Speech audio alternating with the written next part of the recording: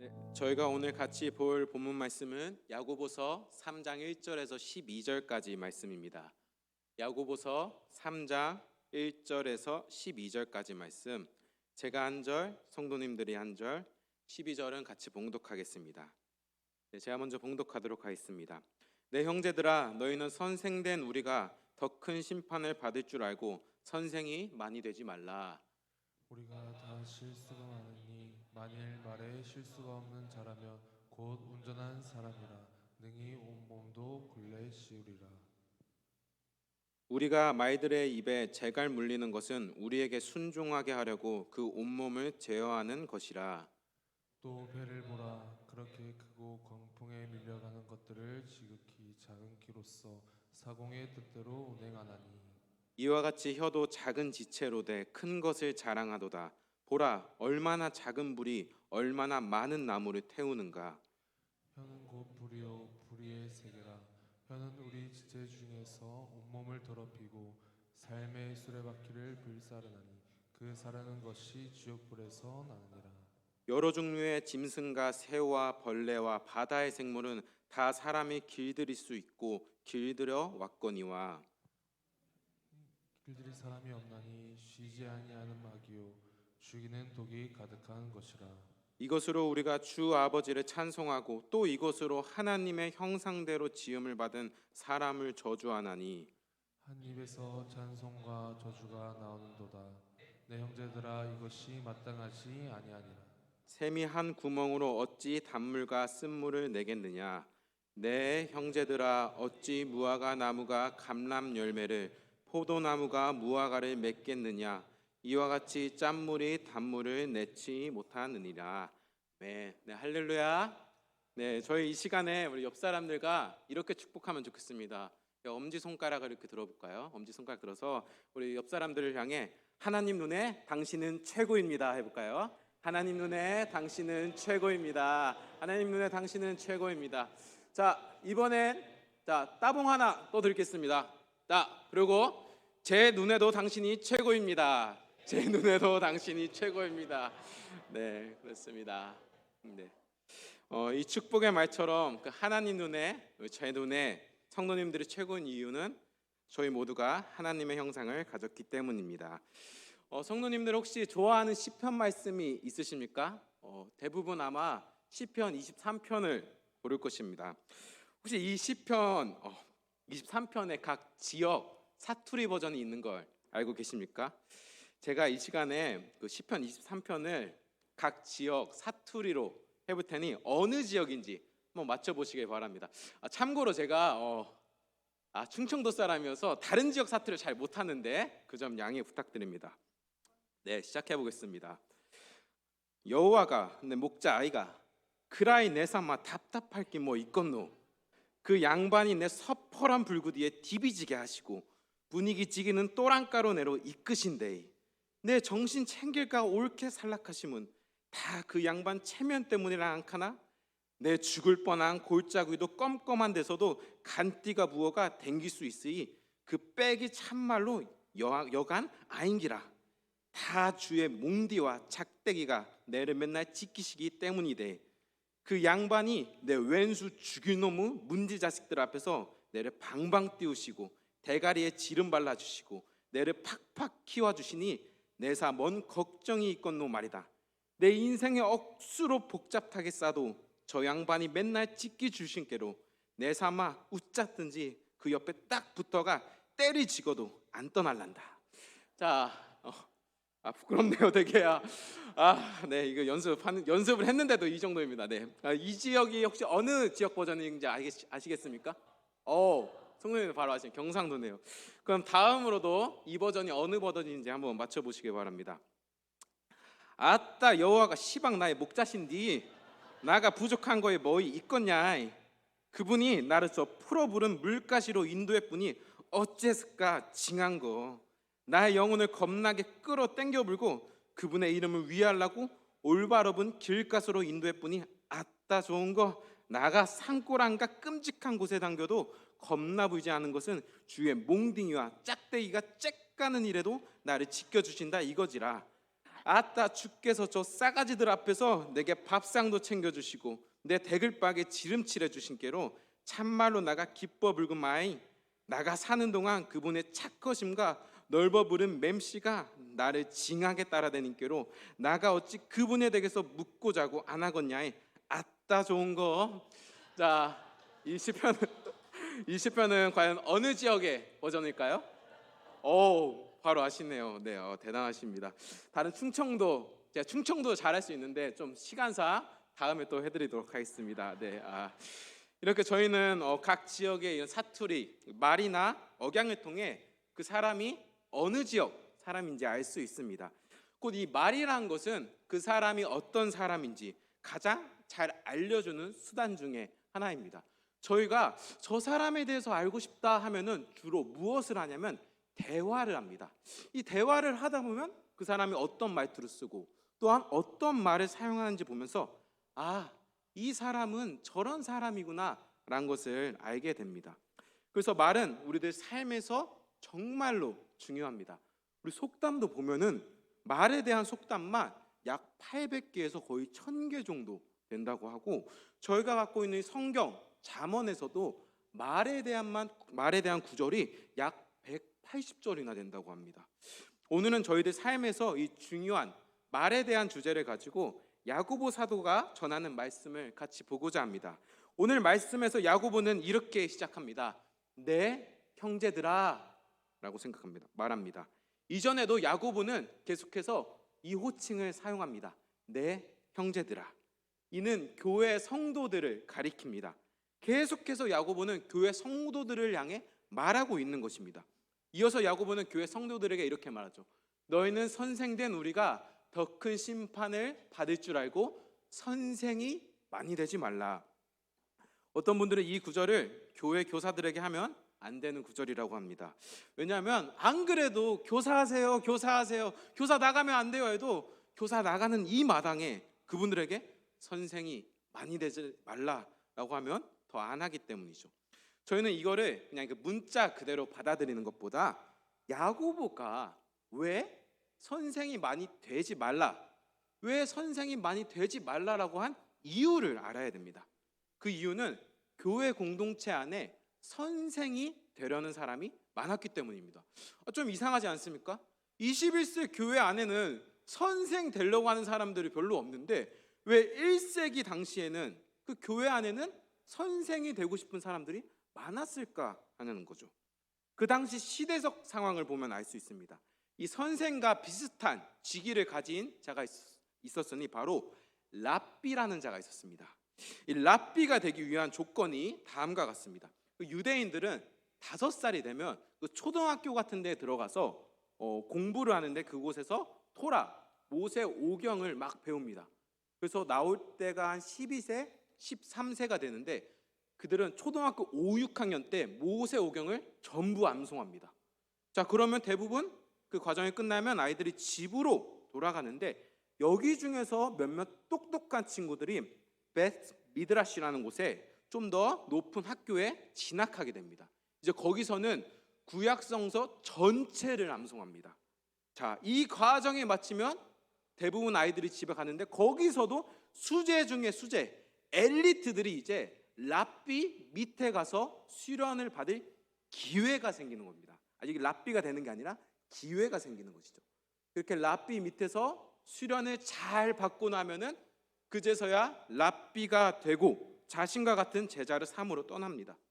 이렇게 랍비가 되는 과정이 매우 어렵습니다.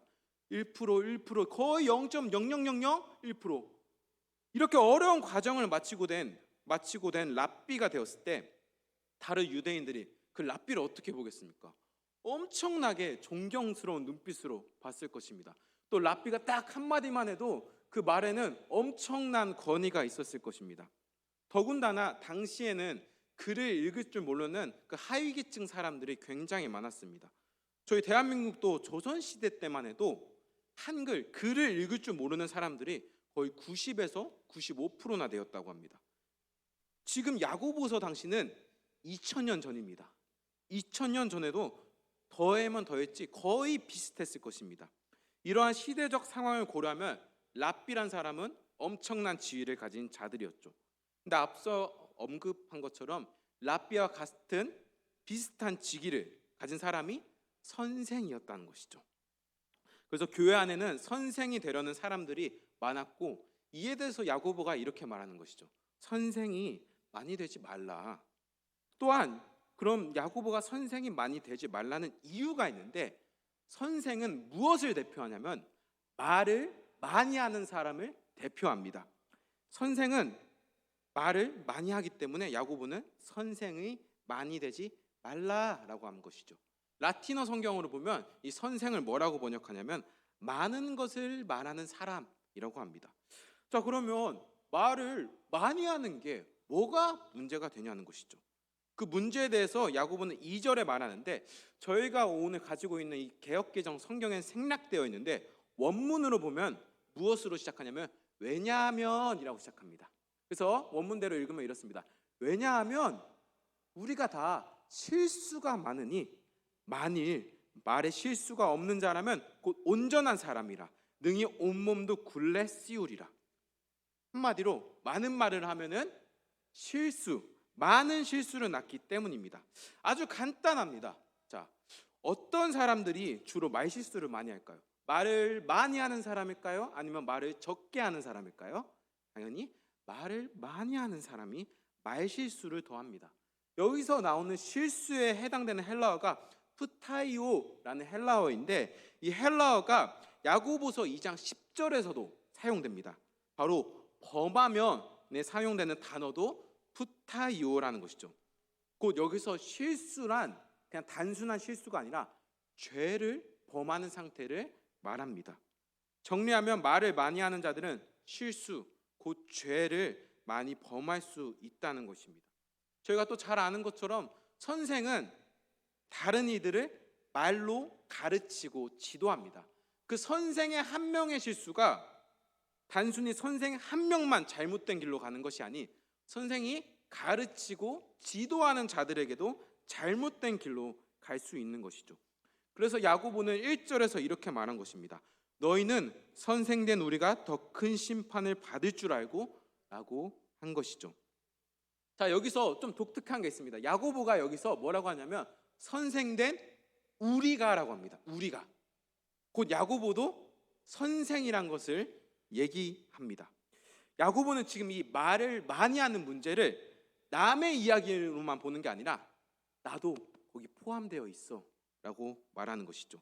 야고보 또한 교사로서 말을 많이 하기에 자신도 그로 인한 실수에서 벗어날 수 없다는 것을 내포하고 있는 것이죠. 지금 이 본문에서 가장 먼저 새겨들어야 할 사람은 바로 이 자리에 서 있는 저입니다. 이 자리에서 가장 말을 많이 하는 사람이 바로 저이기 때문이죠. 또한 더 나아가 저뿐만이 아니라 교회 리더들을 향해서 하는 말이죠. 근데 야고보가 이 말을 단순히 교회 리더들에게만 했냐는 것이죠. 그렇지 않습니다. 야고보 1절 시작 어떻게 시작했었죠? 내 형제들아. 바로 교회의 모든 성도들을 향해 하는 말입니다.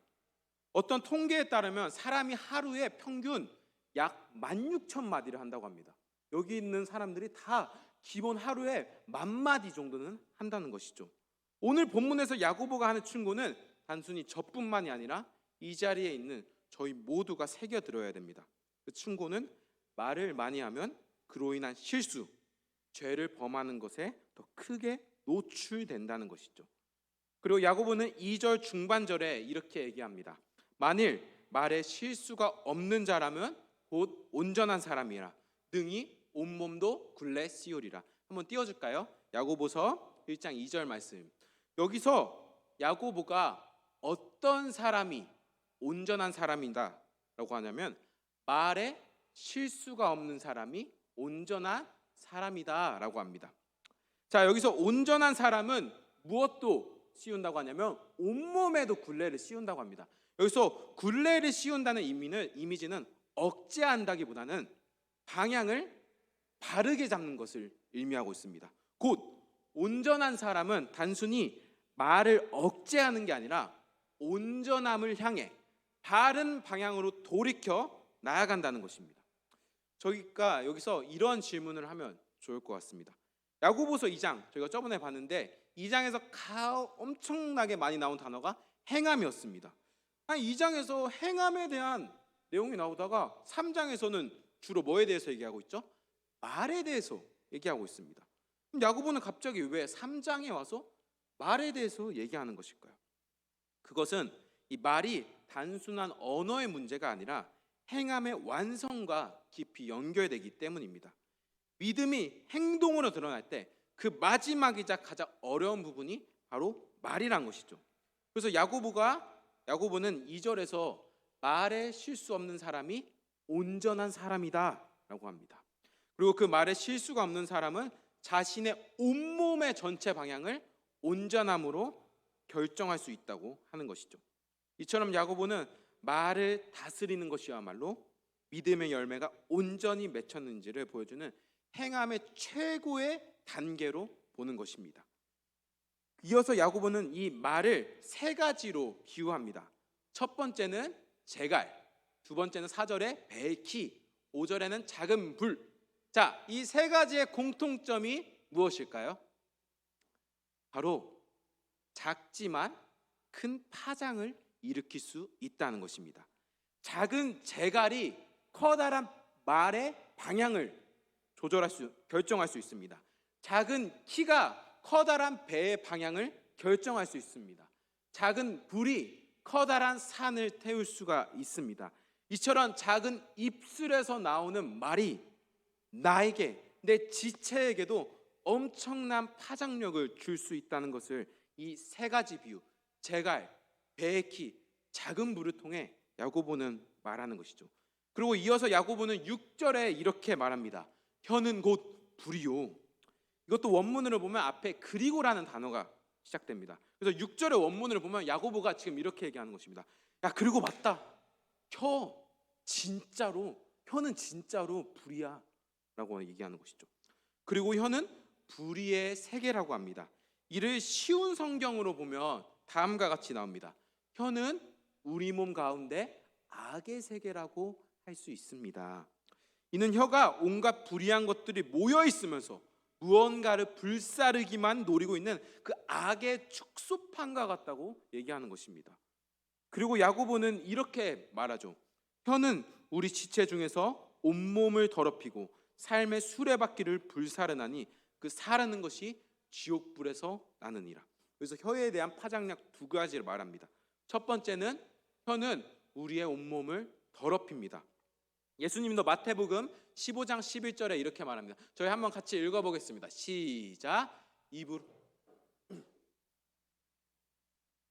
입에서 나오는 그것이 사람을 더럽게 하는 것이라. 바로 입에서 나오는 그것, 말이 사람을 더럽게 한다라고 예수님은 말씀하신 거죠. 오늘 야고보도 그렇게 말한 것입니다. 그리고 두 번째는 혀는 삶의 수레바퀴를 태운다는 것입니다. 이게 무슨 의미냐면 삶의 모든 과정에 불을 지른다는 것이에요. 곧 야고보는 혀가 온몸을 더럽힐 뿐 아니라 삶의 모든 과정에 불을 지를 수 있을 정도로 엄청난 파장력을 가지고 있다고 하는 것이죠. 결국 그 혀 자체도 지옥불에 탄다고 말하죠. 저희가 여기서 좀 오해하면 안 되는 게 야고보가 말에 대해서 부정적으로만 얘기하는 것이 아닙니다. 그렇다고 긍정적으로도 얘기하는 것이 아닙니다. 야고보가 말하고자 하는 것은 말이 좋고 나쁨이 아닌 이 말에 대한 파장력, 이 말에 대한 파장력에 대해서 말하고 있는 것입니다. 그래서 저희는 처음에 야고보가 왜 선생이 많이 되지 말라라고 한 것을 이해가 됩니다. 선생은 말을 많이 할 수밖에 없기 때문이고 그 말로 인한 실수, 죄를 범할 뿐 아니라 방금 본 것처럼 온몸을 더럽히고 삶의 모든 과정을 불사를 수 있을 정도의 엄청난 파장력을 가졌기 때문이죠. 그리고 이어서 야고보는 7절, 8절에서 이렇게 말합니다. 여러 종류의 짐승과 새와 벌레와 바다의 생물은 다 사람이 길들일 수 있고 길들어 왔거니와 혀는 능히 길들일 사람이 없나니 쉬지 아니하는 악이요 죽이는 독이 가득한 것이라.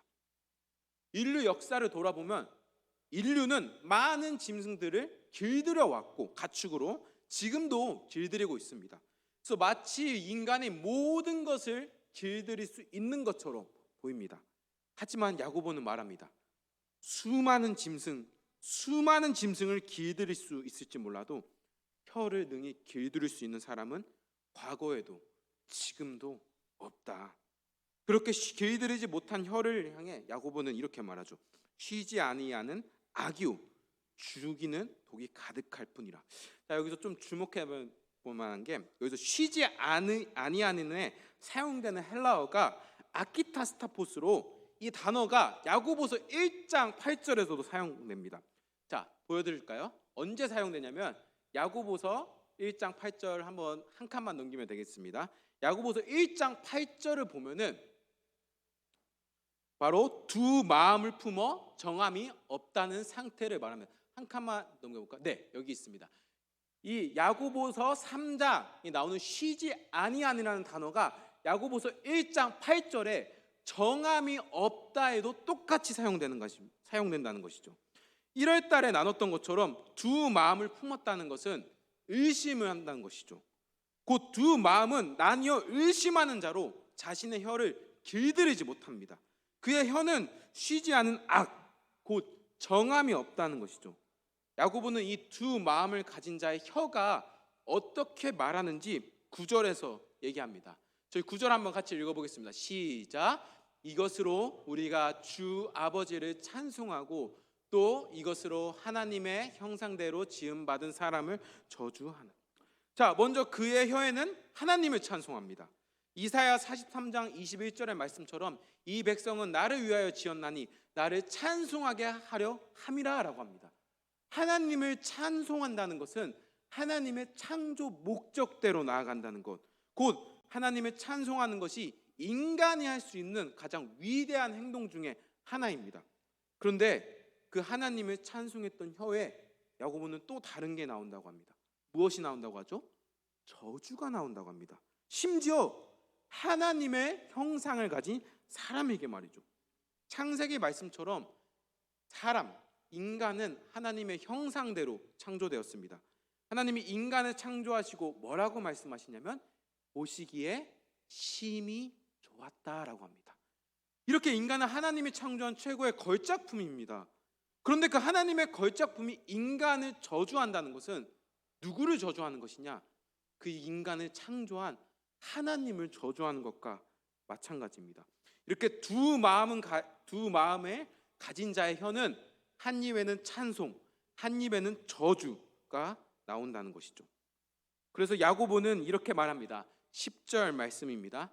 한 입에서 찬송과 저주가 나오는도다. 내 형제들아 이것이 마땅하지 아니하니라. 야고보는 이런 일들이 교회 성도들에게 이런 일들이 있어서는 안 된다라고 말하는 것이죠. 야고보가 교회 성도들에게 이렇게 경고하는 이유는 교회 안에 이런 일들이 있었기 때문입니다. 예배 시간에 와서 하나님을 찬송하는데 예배가 끝나고선 하나님의 형상대로 지은 인간을 저주하는 성도들, 그런 상황들이 있었기 때문에 야고보는 이렇게 말하는 것이죠. 그거 마땅하지 않아, 그거 옳지 않아 라고 얘기하는 것입니다. 이어서 야고보는 11절과 12절에 한 입에서 찬송과 저주하는 것에 대한 예를 듭니다. 저희 한번 같이 읽어보겠습니다. 시작. 네, 형제들아, 어찌 무화과 나무가 감람 열매를, 포도나무가 무화과를 맺겠느냐? 이와 같이 짠물이 단물을 내지 못하느니라 라고 합니다. 자, 야고보는 여기 11절 그대로 띄워주시기 바랍니다. 질문합니다. 어찌 샘의 한 구멍에서 어찌 단물과 쓴물이 내겠느냐라고 질문합니다. 이에 대한 질문의 답, 예일까요? 아니일까요? 아니요입니다. 그럴 수가 없다는 것이죠. 그것을 12절에서도 얘기합니다. 이와 같이 짠물이 단물을 내지 못하느니라 라고 야고보가 여기서 결론을 내립니다. 그리고 12절 중반절에는 이런 질문을 했었죠. 내 형제들아, 어찌 무화과 나무가 감람 열매를, 포도나무가 무화과를 맺겠느냐라고 합니다. 이에 대한 대답도 무엇이겠습니까? 없다. 그럴 수가 없다는 것이죠. 야고보는 여기서 열매에 대해서 얘기하는데 저희가 흔히 뭐 학자들이 아닌 이상 그 나무의 잎이나 줄기를 보고선 이 나무가 어떤 나무인지 알기 어렵습니다. 근데 그거 딱 하나 그걸 보면 알 수 있습니다. 무엇을 보면 알 수 있을까요? 열매를 보면 그 나무가 어떤 나무인지 알 수 있습니다. 이처럼 저희가 하는 말, 행함을 대표하는 말을 보면 그 사람이 어떤 사람인지 알 수 있습니다. 겉으로 그 사람이 말을 안 하고 있을 땐 모르겠지만 그가 하는 말들을 보면 저 사람이 어떤 사람인지 알 수 있다는 것이죠. 저희가 아까 얘기했던 것처럼 한 입에서 찬송과 저주가 나오는 것은 그 마음이 두 마음을 가진 자라고 했습니다. 두 마음을 가졌다는 것은 의심하는 자라는 것이죠. 자, 여기서 저희가 알 수 있는 것이 있는데 말은 그럼 결국 어디로부터 나오냐는 것이죠. 바로 마음으로부터 나온다는 것입니다. 두 마음을 가진 자는 두 개를 한 입에서 찬송과 저주가 나옵니다. 아까 말한 것처럼 두 마음을 의심하는 상태인데 야고보서에서는 이 의심을 무엇과 반대로 얘기하냐면 믿음과 반대로 얘기합니다. 믿음의 반대가 무엇이다? 의심이고 의심의 반대가 믿음이다라고 하는 것이죠. 자, 그렇다면 그리스도인들은 어떤 마음을 가지고 있어야 되겠습니까? 두 마음이겠습니까? 두 마음이 아닌 한 마음, 의심이 아닌 믿음을 가지고 있어야 됩니다. 그런데 그리스도인들이 두 마음을 가진 자와 같이 의심하는 자와 같이 한 입에서 찬송과 저주가 나온다면 이것은 마땅하지 않다. 그것은 한 샘구멍에서 쓴물과 단물이 나오는 것과 같이 말도 안 된다라고 야고보는 얘기하는 것입니다. 그래서 저번 야고보는 2장에서와 같이 오늘 본문에서 단순히 말 조심해 라고 얘기하는 것이 아니라 말에서 나오는 그 마음, 믿음에 대해서 지적하고 있는 것입니다. 야고보는 우리들의 말이 마음, 곧 믿음에서 나오는지 아니면 두 마음, 의심에서 나오는지를 지적하고 그것을 돌아보라고 얘기하는 것입니다. 사랑하는 성도님들, 저희는 오늘 이 야고보서를 통해 그 작은 말이 큰 파장력을 일으킬 수 있는 것을 보았습니다. 그런데 그 말은 더군다나 길들이기가 너무 어렵기 때문에 저희는 말을 많이 할수록 실수, 이로 인한 범죄에 빠지기가 쉽습니다. 그래서 이제 야고보가 1장 19절에서도 이렇게 말했었습니다. 내 사랑하는 형제들아, 너희가 알지니 사람마다 듣기는 속히 하고 말하기는 더디하며라고 합니다. 또한 이 말은 아까 처음에 얘기했던 것처럼 내가 어떤 사람인지 드러냅니다. 열매를 통해 그 나무를 알 수 있는 것처럼 말이죠. 오늘 본문을 통해 먼저 저희는 그것부터 제 자신에게 질문하면 좋겠습니다. 평소에 나는 어떤 말, 어떤 열매를 맺는가? 혹시 저희들이 두 마음을 가진 자와 같이 한 입에는 찬송가, 한 입에는 저주가 나오고 있지 않은지 돌아보기를 원합니다. 단순히 말만 살펴보는 것이 아니라 이제 아까 그 말이 나오는 어디를 봐야 될까요? 마음을, 그 말이 나오는 내 마음을 돌아보기를 원합니다. 혹시 두 마음을 품고 계십니까? 혹시 의심하고 계십니까? 저희가 본 것처럼 말이 나오는 입술은 우리들 지체에서 매우 작음에도 불구하고 길들이기가 어렵습니다. 이는 이 당시 주의 형제 야고보 또한 벗어날 수, 온전히 해방되지 못한 문제 중에 하나입니다. 곧 모든 사람은 말에 실수가 없을 수가 없습니다. 그렇다고 해서 저희가 이 말에 실수하는 걸 벗어날 수 없으니 체면하고 그냥 가만히 두어선 안 됩니다. 야고보서의 주제인 우리는 방향을 돌이켜야 됩니다. 어디로? 온전함을 향해 방향을 돌이켜야 됩니다. 바로 온전함을 향한 경건의 훈련을 해야 됩니다. 두 마음을 품어서 여기 갔다 저기 갔다 흔들리는 배와 같은 모습을 가지는 것이 아니라 한 마음, 믿음을 가지고 온전함을 향해 나아가야 된다는 것이죠. 그것이 오늘 야고보가 저희들에게 요청하는 것입니다. 그래서 저희는 의도적으로라도 죄를 멀리하고 입술을 제어하는 훈련이 필요합니다. 가끔 이 말씀을 보고 어떤 분들이 오해합니다. 그냥 말을 줄이는 거, 말하지 않는 것은 경건이 아닙니다. 그것은 침묵의 경건이 아니라는 것이죠. 그건 경건이 아니라 그냥 자신을 억제하는 것뿐입니다. 저희는 억제가 아니라 아까 얘기했던 것처럼 말의 방향을 돌이켜야 됩니다. 어디로 말입니까? 한 마음을 가지고 온전함을 향해 나아가야 된다는 것이죠.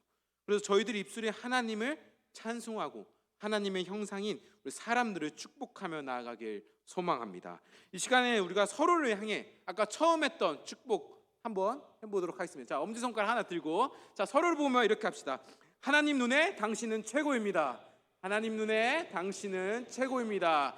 자, 이제 한 손도 또 들고 제 눈에도 당신이 최고입니다. 시작.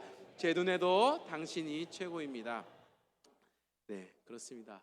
이런 작은 축복의 실천이 우리의 입술을 온전함으로 이끄는 경건의 훈련이 될 것입니다. 한 마음을 가지고 온전함을 향해 나아가길 소망합니다. 온전한 말을 하는 성도님들이 되길 소망합니다.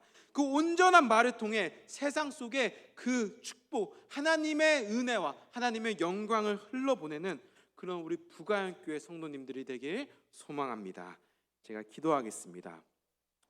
사랑이 많으신 아버지 하나님, 저희는 오늘 이 시간 말에 대한 주제를 가지고 야고보서의 말씀을 보았습니다. 하나님, 이 시간에 우리가 그동안 나의 열매가 어땠는지 돌아봅니다. 혹시 두 마음을 품은 자와 같이 한 입에는 찬송가, 한 입에는 저주가 나오고 있지 않은지 돌아봅니다. 주님, 그 나의 말의 모습을 돌아보게 해주시고 내 마음을 온전히 변화시켜 두 마음이 아닌 한 마음과 믿음으로 나아갈 수 있는 우리 부가영교회 성도님들이 될 수 있도록 인도하여 주시옵소서. 우리 성도님들이 말을 제어하기는 어려울지라도 한 마음을 가지고 그 온전함을 향해 나아가는 하나님이 기뻐하시는 우리 부가영교회 성도님들 되게 소망하오니 주님께서 축복에 또한 그 길을 더 동행하여 주시옵소서. 지금도 살아계신 우리 주 예수 그리스도의 이름으로 기도합니다. 아멘.